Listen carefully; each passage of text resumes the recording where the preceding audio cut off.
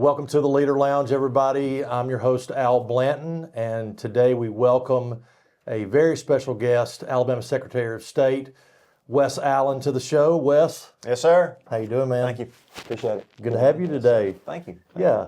You know, two of the things that you have to do on a very regular basis as Secretary of State is travel and give speeches. And Yeah. you know, I've heard you a lot. I've heard you, talking in various venues, and one of the things that you always mention is your hometown of Cottondale. Sure.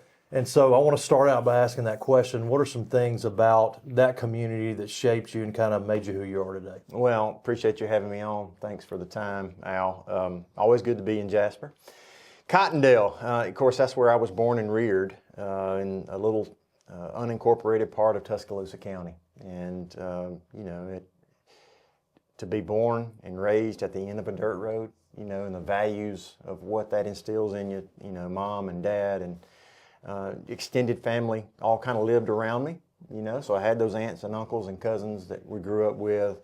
Had a pretty good place to go hunting and fishing, the values that instills in you, being at church on Sundays and Wednesdays, and that was a huge part of our life, and set me on the course that I'm on, and so having a strong dad, a loving mother, grandparents around, aunts and uncles is so important, and it was for me when I grew up, and really can't express how fortunate I was. I mean, really, and to be able to experience that and to have those folks in my life that really poured into me. So that was really important. It's interesting when you've got that foundation of faith and family, how that can just set you on an incredible trajectory in your life. Yeah, absolutely. I don't know that people really understand, the general public necessarily understands. Sometimes I don't understand what the Secretary of State does. And this is not like on the federal level where we've got Henry Kissinger going and meeting with foreign dignitaries and things like that. So I'd like to know a little bit more about the scope of your job. So if you can kind of talk about that. I know there's a lot business-wise and election-wise. So tell us exactly what the scope of your job is. Sure. So I got my start as a probate judge in public service. And, the probate office in Pike County, where I served for almost 10 years, really kind of helped lay the foundation for the Secretary's office, which I now am honored to hold and to serve the people of Alabama. But like you said it, elections is really probably the main thing that the Secretary's office is known for. The chief elections official is laid out in the Code of Alabama. Chief elections official, but I can't express enough how important the probate judges, circuit clerks, and sheriffs are to running elections. Boards of registrars. If it were not for those local elected officials, we would not have elections in our state. And so, I play a small part of that to helping set the course of Alabama elections and the priorities of Alabama elections. That's really important. A lot of time and effort goes into preparing for our election. We just came out of a huge general election for president, and glad to get that behind us. I bet you are. It was a lot of work and a lot of dotting I's and crossing T's and making sure we are communicating constantly with those local elected officials from throughout the state.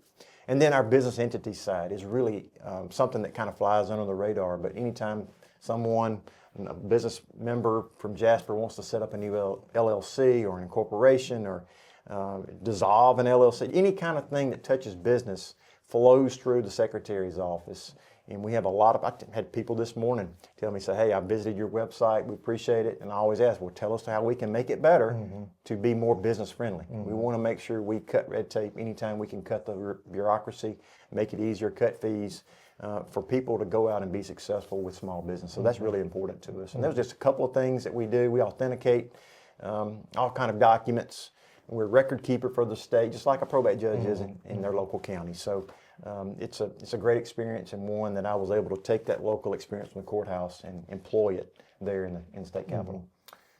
As you mentioned, we're just on the other side of a federal election. What are some things that we're doing on the state level to ensure election integrity? Sure. Number one, paper ballots. Paper ballots are so important. You heard President Trump talk about it on the campaign trail just not long ago. Now, that's really, really important. The state legislature took it out of administrative code, where it was that we required paper ballots, and put that into state law. So any election in the state of Alabama, whether it be federal, whether it be local, whether it be municipalities, going to be voting on paper. I mean, paper's important. You've got the receipts. If there's ever any contest, you can go back and check. Number two, the tabulators that we use are not and cannot be connected to the internet. That's so important. I visited the manufacturer of those tabulators that we use on election day in Omaha, Nebraska. I put my eyeballs on them. I visited with their CEO, their CFO, all their top leaders to make sure they were the right fit for Alabama and make sure that Alabama elections are safe and secure, transparent, and accountable. That's so important. Making sure that we have election day, not election month. You hear a lot of talk about that, and you know, we've advocated for other pieces of legislation to strengthen our absentee elections process. A lot of people depend on it. We just don't need paid political activists manipulating our absentee process, and so that's very, very important. You know, it was really refreshing that, as you mentioned, that the federal election didn't just continue to draw out. That we had an election, we had a winner, and that was it. Well, they're still counting votes in California. Yeah. I mean, what are we doing here? Yeah. I mean, in Alabama, you can rest assured at the end of the night, you're going to know who wins and loses in Alabama. Yeah. Because we've got those great local officials and we've got great laws that the legislature in the past and governors in the past have put into place, something that keeps us out of the ditch as far as election integrity. So I think the people of Alabama appreciate and have confidence in what we do here in Alabama. Now, one of the things that we do on this show, and you and I have talked about this before we went on, but we have a rapid fire section. So this is Leader Lounge. You know, and we're going to get to know you a little bit better through a series of 9 questions. So we're going to start out. Question 1 is your favorite music genre. I know you probably listen to Christian music, but we're talking about a secular genre. So favorite genre of music? Country, but with a caveat. 80s and 90s country. Yeah, exclusively. Yeah, I mean, it's the best. I mean, you talk about George Strait, you talk about Bo Cephas, Hank Williams Jr. I mean, all those guys that come through the 80s and 90s. Yeah. Alabama.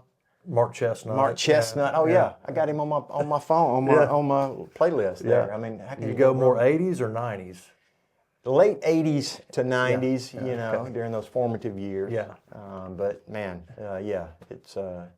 I tend to go back to those 80s and 90s. Yeah, I remember when CMT was just getting going. Oh, sure. One of the first videos that, like, because I didn't listen to country until about 11th or 12th grade. Yeah. When Travis Tritt's Anymore came on. Okay. The great video. Or here's a quarter, call somebody who cares. Yeah, that was it. It was Anymore that got me started. There you go. So that was good. I got one of Travis's albums on my playlist. Yeah, there you go. Yeah. Okay, question 2. One ballpark or stadium that you wish you could visit that you have not been to? Baseball, football, does it matter? Doesn't matter. Anything? I guess Wrigley would probably be one of the ones I'd like to go to. Yeah. You know, I grew up playing baseball, played a little college baseball before my football days in college, but Wrigley would be good. I've been there once. Night game, day game? Day game against the Expos in '86. Okay. Yeah, me and my parents went, and to me, it's the prettiest ballpark, and I definitely want to go back. I want to take my son. Yeah. Question 3: would you bungee jump? No, it's a hard no. Why? I mean, no. Yeah, that's it. No. Absolutely not. not. No, I'm good. I'm good. All right, question 4: how long do you keep your Christmas tree up at the Allen household? Well, since Kay does such an outstanding job decorating the house, and it looks so pretty, and we enjoy it, you know, before Christmas, and you know, the light from it and everything, just sitting around watching television in the evenings. I'd say a couple days, 3 days, 4 days, something like that. So before New Year, it's pretty much gone before New Year. Do y'all have 7 or 8 Christmas trees like we do, or is it just one main Christmas tree? We've got one main one in the living room, and then of course Dee, when she's home from school, she's got one set up in her room, which is really pretty, and she knows how to decorate just like her mom. She's very talented. Yeah. We got 2. Question 5: moment that changed your life. And this could be maybe a couple moments. I know that's kind of a hard question. Yeah, that's a tough one. That's a tough one. I mean, obviously, faith in Jesus Christ, you know, obviously changed everything. Yeah. Gives us hope. Absolutely. Gives us a future. Gives us assurance. And then, of course, 25 years ago this year, married Kay Davis. Yeah. And so, those 2. That's awesome. Yeah. Question 6: least favorite household chore. Cleaning toilets. I mean, Do you like cleaning toilets? No, Okay, I don't do it. Or making your bed? I don't do that either. Okay. Yeah. See, now making your bed when you first get out of it in the morning is really important. Yeah. Because you've accomplished something, Right. right? Do you think it's affected me negatively that I don't do it? No, I don't think so, Al. But I mean, it's making your bed is important. It is very Come important. on, make your bed, man. I'm going to do a better job of that. Question 7, favorite memory from college.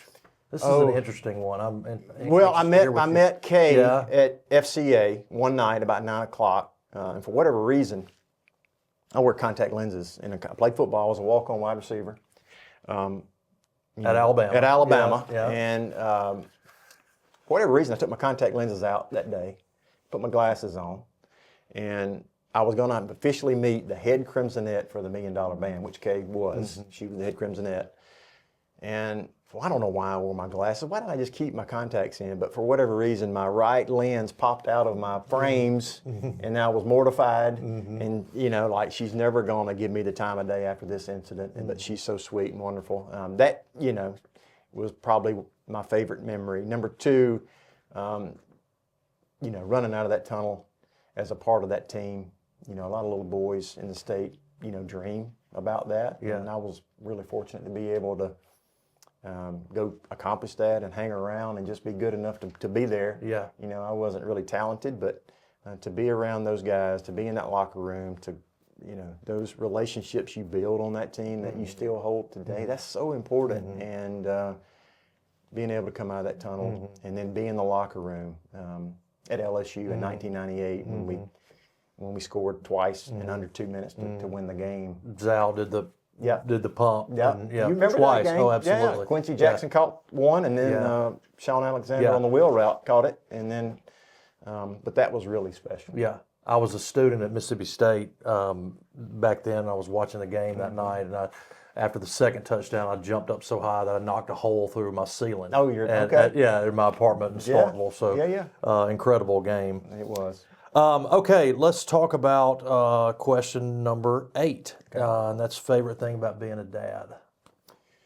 Watching your children mature and grow and set their course on their life. Like I've got a son that'll graduate in accounting from Troy University this December, and then my daughter is a junior at Alabama. She's in interior design, and kind of watching them grow and flourish. And you try to do your very, very best to raise them right and set them on a course, and when they make good decisions, and that gives me joy, and that they've got the faith that I've got, and that they've got faith in Christ, and they've got that hope and assurance, and one day we'll all be together in heaven, and that's so important. But they're great kids, and their mom has done an outstanding job with them, outstanding.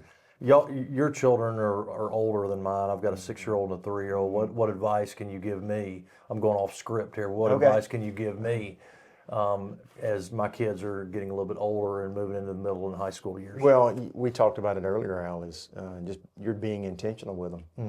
That's so important. And, we only have 18 summers with them. 18 years. It's not long at all. You got 18 years to pack their suitcase. It goes so quick. And don't take anything for granted. Spend as much time as you can with them, and that'd be my advice. Is just spend every minute you can. Yeah, absolutely. Mine are 22 and 20, so it goes quick. I can testify to that. All right, question 9. Okay, here we go. Here we go. Question 9. Name one word to describe your wife, Kay. You can take some liberty with this. Okay. Like if you need to do 2 or 3, that's fine. And there's so many that can describe Kay Davis. Graceful, loving, supportive. I mean, my career in public service, probate judge, House Representatives, Secretary of State, we've definitely had some adventures together, and she's been so supportive of our career together. I can't really thank her enough for that, but she's just so forgiving and, like I said, supporting, loving, graceful. I mean, you see the word graceful in the dictionary, there's a picture of Kay. It really is. And so she's dynamic and wonderful, and just can't say enough about her. Man, there's something about those Bibb County women, I'm right? telling you, those Bibb County women. Yes, right. That's right. That's it. Well, man, I really do appreciate Yes, you sir. coming on. It's Thank you. always good to see you. Appreciate it. Good to have you in Jasper. Thank and you. We hope you'll come back. Well, you got a great community. Thank you, Al. Thanks, man. For Wes Allen, this is Al Blanton on the Leader Lounge. Please give us a like on the Walker Leader on X, Facebook, and Instagram, and we'll see you next time.